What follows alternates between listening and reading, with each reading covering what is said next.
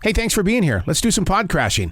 Episode number 198 is with Erika Lantz from the podcast, The Turning. I'm doing great. Thanks. What an amazing landscape of thought that you share here, because you deal with reality, you challenge our imaginations while growing in other areas. And for you to be in that place of relinquishing that kind of energy, I mean, I can't imagine what you go through putting each episode together.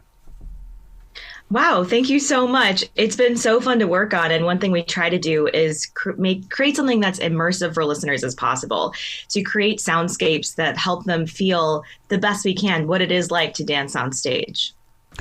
Mirrors are such a major part of my life. I mean, I remember as a child, I would just sit there and stare at that kid that was in that mirror because I always thought that kid had a better life. And then all of a sudden, when I got into martial arts, because I can relate with you on the dancers, because I mean, if you have to study what your body is doing.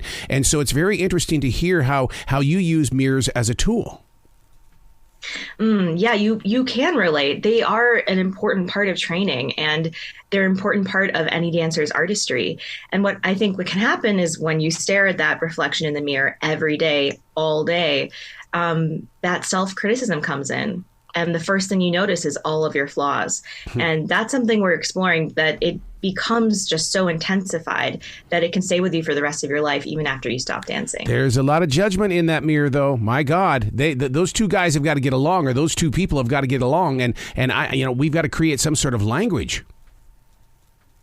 Absolutely. And I think that a lot of dancers and dance teachers are trying to figure out how to create a space in those rooms of mirrors in those dance studios that feels uplifting and not just, and they already are. They're places of immense art, and people love to dance. So I'm not trying to focus on the negative here, but I think it can easily veer into something that feels much more difficult and even dangerous. For those dancers, how important is the lighting? Because I'm a light freak. That is so interesting, and I haven't explored that. But I mean, lights are a big part of performing. You're in the spotlight when you're on stage, and it's a whole other sensory part of the art. So that's a really good question. One of the things that you jump into is that you talk about women who have dedicated their lives to religion. Let's grow in that direction to find it, because I want to know where your heart is and how this came into being. Yeah. So in season 1 of the podcast, we have 2 seasons, and they focus on different worlds. Season 1 focuses on former sisters with the Missionaries of Charity, which was Mother Teresa's religious order. It still is. And there are thousands of women in this religious order around the world to this day. And I spoke with former sisters, so women who realized that the life wasn't for them and they left, which is a huge decision because they have taken lifelong vows of poverty, chastity, and obedience and full-hearted service to the poorest of the poor. And they've essentially taken, especially in that religious order, marriage vows to Jesus. And so leaving is this huge heart-wrenching thing. They do not take it lightly, and it's not easy to leave. But what the former sisters in season 1 talk about is how constrictive that community was in many ways. It's an unusually conservative or unusually traditional religious order that's held on to a lot of things that most Catholic orders are no longer implementing. But what happens is, taking a vow of obedience where you have to obey your superior no matter what, even if you disagree with them, even if you think they're doing something wrong. And when you're, beating yourself, self-flagellation to become closer to Jesus, it can easily veer into something that starts to feel damaging. And that's why many of them left. What's really interesting about this, and listeners need to understand that you've got a radio background. You've been through some serious training, and I'm always excited to talk with people who've taken what we learned through books and through other people's experiences, and you've developed a podcast that's effective. How did that radio training get you ready for this moment where you're creating stories that people can carry with them? The radio training was huge. And I used to make radio features to air, in the morning that people would listen to on their drive into work. And I think what's great about podcasts is you're using those tools of radio, of understanding the human voice can bring a story to life and pull listeners in, and learning how to craft a story. But with a podcast, I can go much longer, instead of a 7-minute feature or a 12-minute feature that will be really long. I can make 10 episodes that are each like 40 minutes, diving deep into a world. And so it's so enriching to just, sit down and binge and just enter a different world for a while. Yeah, because we are those binge watchers, and we're also binge listeners as well. I mean, it's like when I get in the car, it's like, get it on. I got to have it on right now. Let me have it. And you get lost in the paragraphs and the stories and the interviews, and you feel like that I'm sitting right there with you. Mm. That's the goal. That's the goal. And I think that's why radio and podcasts are great connectors. It lets us realize we're not alone. It lets us have conversations in a way with people who we would never bump into on the street because we live on opposite ends of the country or opposite sides of the world, and can create that intimacy. When you have a microphone and you go up to someone and start asking them questions, it like gives everyone involved permission to kind of go there, to like ask those questions that you don't typically ask someone in polite company, to ask people about what they're really thinking, and to be able to have those conversations recorded and then, listen to them as a listener. That's my favorite thing in the world. That's why I am constantly listening to radio and podcasts, and that's why I love to make them too. Let's talk about that recording, people, because here in North Carolina, only one person has to know that you're recording, and that one person is you. So what is your recording way of doing things? Because I'm always afraid that once I put that microphone in front of someone, oh my God, now I'm going to get the actor. I don't know. I'm not going to get a real conversation here. How do you go about it? So definitely, I'm not sure if you mean, sort of like, according to local laws, like they might not need to know you're recording. Yeah. In my case, they always know I'm recording. We've probably talked before, and you're right. It might, at first, depending on the person, they might think, oh gosh, I have a microphone in front of me. What is this? But the nice thing is, because I am working on this over a period of time, I'm able to develop relationships with them a little more, the people that I'm talking to. And I think that the microphone eventually melts away, and you're just having a conversation. And so, humans, we adapt to things quickly, and the microphone melts away, which thank goodness it does. Let me ask you here, Erika, is that microphone one of your mirrors? Ooh, that is a very good question. Yeah, maybe that's my mirror. Maybe that's my version, is the microphone. And it's how I'm seeing the world, how I'm reflecting back what I'm encountering. And yeah, when I hear my voice back in my own recordings, let me say, I don't love it. I think most people don't love the sound of their own voice. No. So yeah, maybe for the radio producer, the microphone is the mirror. Because, it allows you to basically, when you're interviewing someone, or I hate the word interview, when you're having a conversation with somebody, you're thinking about who's going to receive it and how they're going to receive it. And so, even after the first season, I just can't imagine the response that people shared with you, because you became so open when it came to the women of religion. It was amazing to get the response, because I heard from a lot of people who really related, and some of them had experiences with, different types of religious groups. Some of them had experiences that they felt were similar, that were not religious related at all. And I heard from nuns, current nuns. I heard from priests who saw something they recognized in the podcast. And I loved hearing that. I think that we were able to get to some truths that a lot of people can relate to. And I heard even more stories from listeners who wrote into me. So that was really meaningful. First of all, to know that, someone's hearing this, but that it's starting conversations. Did you get the letter that said, thank you for humanizing these people? I realize we're supposed to grow with respect and give them the love and the honor. But at the same time, I love hearing the human side of the story. Absolutely. And I think with both seasons, both nuns and ballerinas sometimes are a little dehumanized. It's like other members of the population can start to see them as like almost mystical creatures who are performing this certain type of femininity that is part of our culture. And, it's like, oh, what are the lives of nuns like? What are the lives of ballerinas like? There's this mystique about them, and they're just people who have a different life path. And so being able to hear that, over the course of 10 episodes each season, I think is really important. Where along the way did you realize, my next one is going to be about ballerinas? Because I love that moment where a thought is given, that it's like, wow, I've got some energy, but how am I going to activate it? Totally. So for me, I remember I was thinking like, what should season 2 be? And I started to think about my childhood because I studied ballet, as a lot of people do. Most people who study ballet don't become professional dancers. Right. And that's one reason I think people are relating to this season is they're like, wait, that was part of my life, even though it's not anymore. And I mentioned it to my co-producer, Erika Lantz, who's also my sister. And she was like, this is good. We got to do this. And then we talked to our coworkers, and everyone seemed to be really interested in this.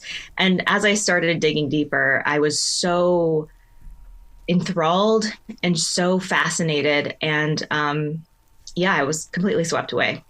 It's interesting that you say it was once part of your life. I mean, I've always believed that with being a ballerina or being a martial artist, it is your life. And what you learn through the daily disciplines of making sure that, your focus and your inner core of energy is with you forever. It's true. I think I learned, so much discipline from every day going to the studio, doing the exercises, going through class. So it must have intrinsically shaped me. And that's one thing in the podcast that I'm discussing with Aylin, my sister and co-producer, is I say, sometimes I'm not sure what parts of me are because of ballet and what parts of me are just me, because I spent all of my formative years in childhood in the studio every day. And so how do I know what's my natural personality and what is ballet influencing me? So there's no question it's had a huge impact on my life. And that's not something I recognized actually before making this series, because I did quit as a teenager, kind of moved on with my life. It's been a long time since then. And I'm coming to terms through working on this project how much it did impact me. Don't you think you were called to tell this story about the ballerina? Because so many times we think of, the ballerina, is this a mother and a father pushing their child into something? When in reality, that's not what I'm picking up on here at all. I think that's true. Really often it does come from kids themselves because they feel drawn to this art form and, feel called to it. I talk to dancers who they see a performance on stage and they say, that's going to be me someday. That's going to be me someday. And I know in my case, my parents were incredibly supportive of me pursuing ballet, up until I quit. But as I got older and as I got pulled in more, and they could tell that I was questioning, is this the life I want? Am I ready to give up everything for this art form? I think they started to feel like, I don't know if Erika's happy in this. And they were struggling themselves of like how to be both supportive and also support me in leaving if I wanted to. So I think it can be hard for parents to figure out that line of like, what's support, what's pushing, what's helping their kids follow the path that they want. But I think many dancers feel called. It feels like a vocation, not just a career. Look at those two strings that you just brought together there, because when you talk about the Mother Teresas of the world and you talk about the dancers, it is about commitment. It is about sacrifice. It is about putting your entire self into it. While at the same time, as a dancer, you had to be listening to the universe in order to find the storyline that you were going to share with those viewing. Yeah, I think there are these common threads between Mother Teresa's religious order and ballet, and they're so different in so many ways. But this sense of self-abnegation, of giving everything, of sacrifice, sometimes the sense that pain is something valuable, which can be taken too far as well, are present in both communities. And I think they're often present in communities in which there's a leader who's sort of in charge of the group, whether it's like a choreographer or director, or the head of the religious order, or any group in which the members are there because they believe in something strongly, because they have that calling, that vocation. I think when you have a vocation, you'll do anything for it. And that's where abuse can sometimes happen because the stakes feel so high. Yeah. Self-abuse. Self-abuse starts there first. Yeah, self-abuse. And then, in some cases, it can lead to other forms of abuse because it's, when you have these power dynamics and strict hierarchy and, stakes that feel so high, I think it gets, prone to that. Yeah. So from the sidelines. They always say that as a martial artist, your best place in a room is on the sideline because that's how you learn through other people. What about a ballerina? Are they watching from the sidelines to become better because they can compare what somebody else is doing wrong and say, hey, I'm probably doing it wrong too. I've now seen it. Oh, absolutely. That's such a good point. I think that's a big part of what ballet class is it's a bunch of people in a classroom. It's not one-on-one for the most part. And anytime anyone in the class gets corrected, everyone witnesses that and learns from it. So absolutely, it's one of those art forms that you're constantly watching others in order to understand your own body better. What about the confidence versus the ego of being a dancer? Because, you've got to have both. You do. It's interesting. A number of the dancers I spoke with cited confidence as something they struggled with. Mm-hmm. One really iconic ballerina said, oh man, if I had had the confidence of my 40s when I was in my 20s, I would have been, she couldn't even imagine like how unstoppable she would have been, because it can be really hard in your 20s, early 20s, even late teens, and you're on stage and you're in this enormous pressure of performing. And you doubt yourself. And often with age, I think some of that confidence increases because you realize I do know what I'm doing. And so it's a big struggle for dancers. Absolutely. In ballerine, when in ballet and with the ballerinas, is it the same situation as it's not if I get hurt, it's when I get hurt? Are they constantly thinking about that? Because it's going to be right there in the mirror. They're going to see it before it happens. I think so. I think there are some dancers who are lucky and don't deal with injuries, mm-hmm. but for the most part, injury is a big part of being a dancer. And I was surprised talking with dancers how many of them had experienced, like sometimes dancing through stress fractures, just having chronic injuries they're dealing with. Dancers learn to push through so much pain. It's like it becomes a part of their lives. And in some cases, it can derail careers. So that's another way in which the stakes feel high. They're doing really dangerous acrobatic things on stage that if one little thing goes wrong, they could lose their career. Being a dancer, it's such a medicinal, and it's also an open door for other sports. I've read so many stories of big heroes in the NFL that were actually ballet dancers. It's so interesting because, ballet is incredibly athletic. It's like training to be an Olympic athlete. And then also there's this artistry that comes in. And I think that tickles your brain in a cool way to be thinking of the beauty of it or what you're trying to express.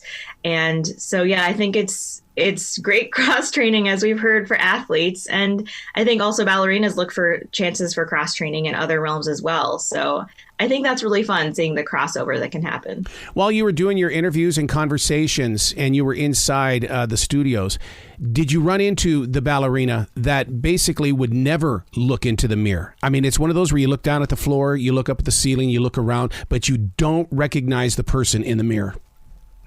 Oh, that's so interesting. I think when dancers are professional dancers, the mirror becomes a tool. It's almost hard not to look into it. But I did speak with a dancer who she was dealing with the pressure to be thin. And she went through a period where she actually had a chronic illness that was leading her to gain weight. And she had to leave dance for a while. And again, because you almost get this distorted sense of normal and what you're supposed to look like, she just found that she couldn't look at herself in the mirror anymore. And it was a terrible experience for her. Truly crushing. And she left ballet for a while. And then during that time, she actually started to think to herself, she started seeing life outside of the ballet studio and realizing that things that she had experienced maybe weren't as normal as she thought. And she started to think, I think I've been brainwashed. Like I've been brainwashed by this culture that expects me to look a certain way in the mirror, that has authority, like so much power concentrated in the people who have positions of authority. And she came back to ballet as a professional dancer, but is thinking about the mirror and thinking about authority and the culture of ballet in a completely different way. Wow.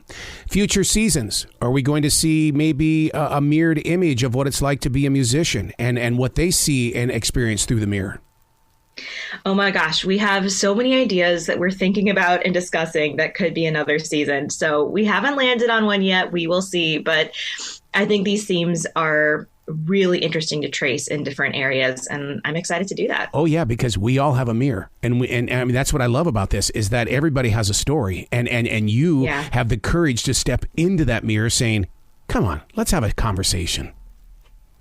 Absolutely. That's the goal. Wow. Erika, you got to come back to the show anytime in the future. The door is always going to be open for you. Thank you so much. It was such a delight to talk with you. Will you be brilliant today, okay? Thank you. I will. That's great. Absolutely.